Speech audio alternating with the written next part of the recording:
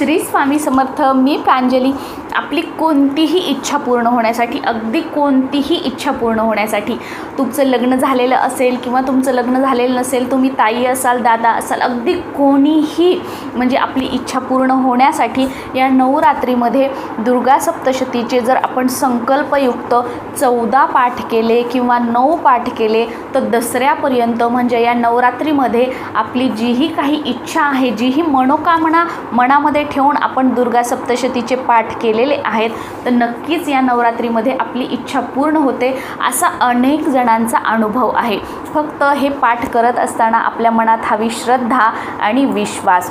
पण हे दुर्गा सप्तशतीचं पारायण करत असताना काय नियम पाळायचे आहेत याबद्दल आज आपण माहिती घेणार आहोत. बघा, सुरुवातीला आपण हे बघू, दुर्गा सप्तशतीचा पाठ म्हणजे काय. पाठ म्हणजे काय, दुर्गा सप्तशतीमध्ये एकूण 13 अध्याय आहेत. तर पहिल्या अध्यायापासून ते 13व्या अध्यायापर्यंत एकाच जागेवर बसून एकाच वेळी हे जे पूर्ण 13 अध्याय वाचन करणे म्हणजे हा झाला एक पाठ. तर असे आपल्याला, तुम्ही जर या 9 दिवसामध्ये 9 पाठ करण्याचा संकल्प केला तर 9 दिवस असं पाठ करायचं आहे, किंवा 9 दिवसामध्ये जर तुम्ही 14 पाठ करण्याचा संकल्प केला तर तुम्ही मग ॲडजस्ट करू शकता की कोणत्या दिवशी किती वाचायचे, आणि तुम्ही या 9 दिवसामध्ये 14 पाठ कव्हर करू शकता. आता बघा, हे दुर्गा सप्तशतीचे आपल्याला पाठ करत असताना सर्वप्रथम ज्या दिवशी आपण म्हणजे नवरात्रीच्या पहिल्या दिवशी पहिल्या माळेला आपल्याला या सेवेला सुरुवात करायची आहे. तर ही सेवा सुरू करण्यापूर्वी आपल्याला सर्वात प्रथम संकल्प करायचा आहे. संकल्प कसा करायचा हा व्हिडिओ आपल्या चॅनलवर आहे, तो तुम्ही बघू शकता. तशा पद्धतीने जर आपण संकल्प केला तर नक्कीच आपली जी ही इच्छा असेल, ज्या मनोकामनेसाठी आपण ही सेवा करत आहोत, तर ती आपली इच्छा नक्कीच पूर्ण होईल. आपल्याला संकल्प करायचा आहे आणि त्यानंतर आपल्याला पाठाला सुरुवात करायची आहे. आता बघा, दुर्गा सप्तशतीचा पाठ जर आपल्या घरामध्ये आपण घटस्थापना केलेली असेल किंवा कलश स्थापना केलेली असेल तर तिथे बसून आपण हा पाठ वाचू शकतो. किंवा जर तुम्ही आपल्या देवघरामध्ये अखंड दिवा प्रज्वलित केला असेल तर आपल्या देवघरासमोर बसून आपण या पाठाचं दुर्गा सप्तशतीचा पाठ करू शकतो. आता बऱ्याच जणांना जर खाली बसण्याचा प्रॉब्लेम असेल तर ते खुर्चीवर बसून हा दुर्गा सप्तशतीचा पाठ करू शकता, काहीच हरकत नाही. पहिल्या दिवशी ज्या वेळेला आपण दुर्गा सप्तशतीच्या पाठाला सुरुवात करणार आहोत त्याच वेळेला आपल्याला हे 9 दिवस पाठ करायचे आहेत. त्याच वेळेला कंटिन्यू, म्हणजे 9 दिवस आपल्याला पाठ करायचे आहेत. असं नाही की आज सकाळी केला, उद्या दुपारी केला, परवा संध्याकाळी, असं नाही. पहिल्या दिवशी तुम्ही ज्या वेळेला पाठ करणार त्याच वेळेला पूर्ण 9 दिवस म्हणजे आपल्याला पाठ करायचे आहेत. आणि दुर्गा सप्तशतीचा पाठ करत असताना आपल्याला मध्येच उठायचं नाही आहे किंवा कोणाशी बोलायचं नाही आहे. पण हां, ठीक आहे, तुमच्या घरामध्ये म्हणजे लहान मूल आहे, तुम्हाला शक्यच नाही म्हणजे न बोलता पाठ वगैरे करणं, तर तुम्ही बोलू शकता किंवा उठू शकता.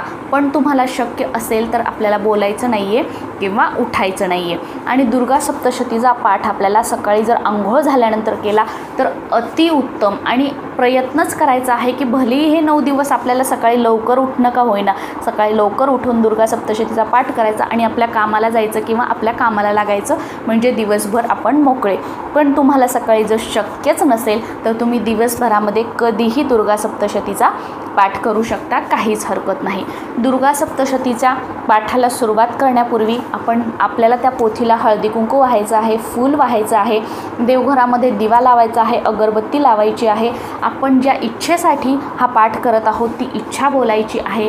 आणि आपल्या कुलदेवीचा जो मंत्र असेल तो आपल्याला 1 माळ बोलायचा आहे. 1 माळ म्हणजे 108 वेळा बोलायचा आहे, किंवा तुम्हाला शक्य नसेल तर तुम्ही 11 वेळासुद्धा तो मंत्र म्हणू शकता. आणि तुमच्या कुलदेवीचा मंत्र जर तुम्हाला माहीत नसेल तर आपल्याला 99 मंत्र 1 माळ म्हणायचा आहे, म्हणजेच 108 वेळा म्हणायचा आहे, किंवा 11 वेळा म्हटला तरीही चालेल. 99 मंत्र कोणता? ओम ऐं ह्रीं क्लीं चामुंडाय विच्चे, हा मंत्र आपण म्हणू शकतो, किंवा आपल्या कुलदेवीचा मंत्र.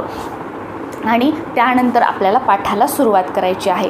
आता पाठ करत असताना जे दुर्गा सप्तशतीचं पुस्तक आहे, दुर्गा सप्तशतीचा ग्रंथ आहे, ते बरेच जण हातामध्ये पकडतात कारण तो छोटा आहे. पण आपल्याला असं करायचं नाही आहे. दुर्गा सप्तशतीचा पाठ करत असताना तो जो ग्रंथ आहे तो आपल्याला एखाद्या पाटावर किंवा एखाद्या चौरंगावर किंवा जे पारायण करण्यासाठी स्टँड मिळतो त्या स्टँडवर ठेवायचा आहे.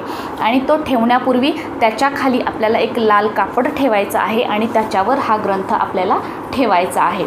आणि रोज पाठ झाल्यानंतर आपल्याला आपल्या कुलदेवीची आरती करायची आहे. आणि पाठ झाल्यावर सुद्धा आपण जीही कोणती म्हणजे इच्छा आपली आहे ती बोलून दाखवायची आहे. आणि कळत न कळत जर हे पाठ करत असताना आपल्याकडून काही चुका झाल्या असतील तर त्याबद्दल क्षमा माफी आपल्याला नित्य नियमाने रोज मागायची आहे. आणि हे दुर्गा सप्तशतीचे पाठ करत असताना आपल्याला हे पाठ मनात करायचे नाही आहेत. किमान आपण काय बोलत आहोत, काय वाचत आहोत हे आपल्या कानाला ऐकू येईल एवढ्या तरी आवाजामध्ये आपल्याला हे पाठ वाचन करायचे आहेत.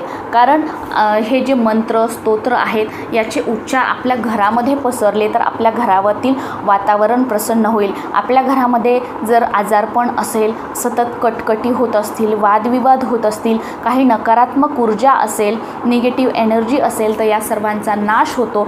त्यासाठी हे लक्षात ठेवा की कोणतंही पारायण करत असताना, कोणतंही स्तोत्र, कोणताही मंत्र बोलत असताना तो जर आपण म्हणजे आपल्याला ऐकू येईल एवढ्या आवाजामध्ये बोलला तर उत्तम. कारण आपल्या आजूबाजूचं वातावरणही त्या मंत्राने, त्या स्तोत्राने पॉझिटिव्ह होत असतं. म्हणून आपल्याला तेवढ्या आवाजामध्ये वाचन करायचं आहे. आणि हे वाचन करत असताना दिवा समोर असायला हवा, अगरबत्ती लावलेली असायला हवी.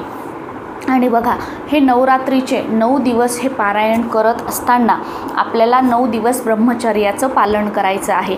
9 दिवस आपल्याला नॉनव्हेज खायचं नाही आहे. 9 दिवस आपल्याला बाहेरगावी जायचं नाही आहे. आता बरेच जण म्हणतील ताई मग मध्येच आम्हाला बाहेरगावी जावं लागलं तर कसं करायचं? नाही, आपल्याला जायचं नाही आहे. मग तुम्हाला जर माहीत असेल की मला बाहेरगावी जायचं आहे तर मग हे पारायणच करायचं नाही आहे. कारण आपण जेव्हा आपल्या घरामध्ये अखंड दिवा प्रज्वलित करतो किंवा घटस्थापना करतो किंवा कलश स्थापना करतो तेव्हा आपल्या घराला कुलूप लावून आपल्याला बाहेर जायचं नसतं. त्यामुळे तुम्हाला जर माहीत असेल तुम्हाला कुठे जायचं आहे तर तुम्ही ही सेवा नाही केलेली बरी. आणि बघा बऱ्याच जणांच्या घरी या नवरात्रीच्या 9 दिवसांमध्ये शेविंग केली जात नाही, केस कट केले जात नाहीत किंवा नखं कापली जात नाहीत.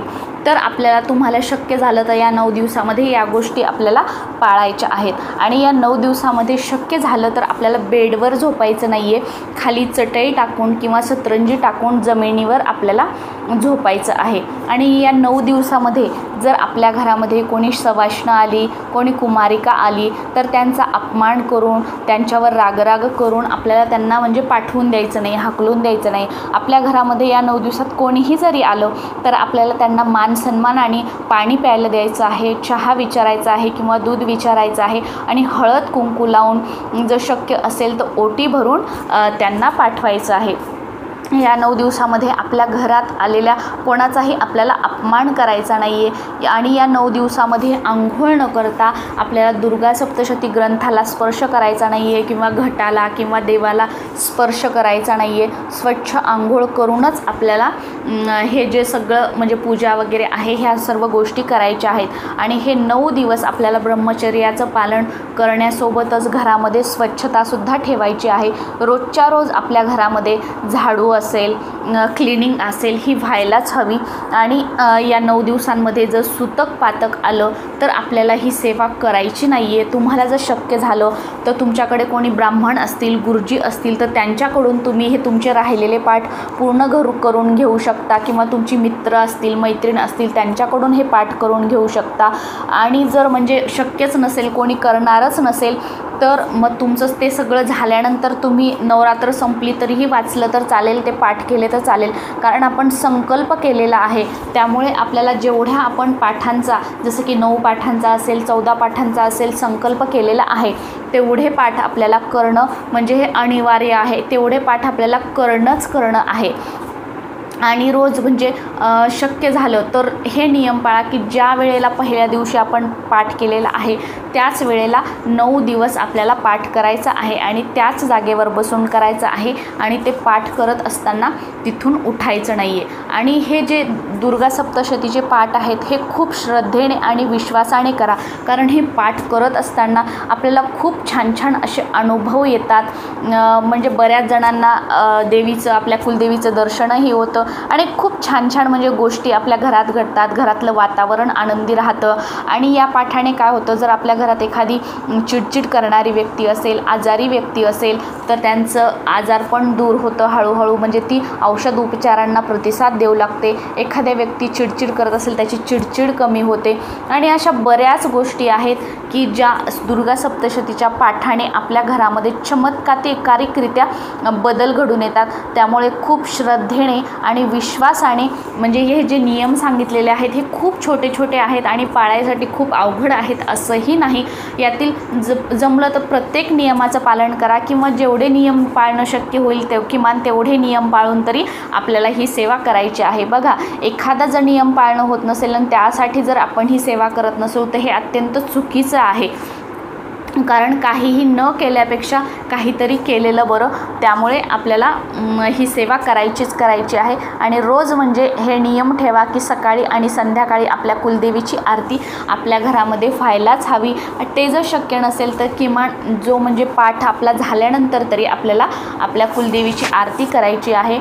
सुरुवातीला आपल्या कुलदेवीचा मंत्र जप करायचा आहे आणि झाल्यानंतर पाठ पण तुम्हाला जर शक्य झालं तर कुलदेवीचा मंत्र जप करायचा आहे. पाठ झाल्यानंतर त्या पोथीला नमस्कार करून, देवी देवतांना, कुलदेवीला नमस्कार करून आपल्याला उठायचं आहे. जे आपण आसन घेतलेलं आहे बसायला ते आसन उचलून ठेवायचं आहे. आणि हे दुर्गा सप्तशतीचा पाठ करत असताना आपल्याला काळं वस्त्र परिधान करायचं नाही आहे. नवरात्रीमध्ये जे 9 रंग असतात तर त्या दिवशी जो रंग आहे तो रंग घालून जरी तुम्ही पारायण केलं तरी चालेल, पाठ वाचला तरी चालेल, किंवा काळा रंग सोडून कुठलेही कपडे, कोणत्याही रंगाचे कपडे घालून आपण पाठ केला तरीही चालेल. हे होते अगदी साधे आणि सोपे आणि छोटे छोटे दुर्गा सप्तशती वाचनाचे नियम. श्री स्वामी समर्थ.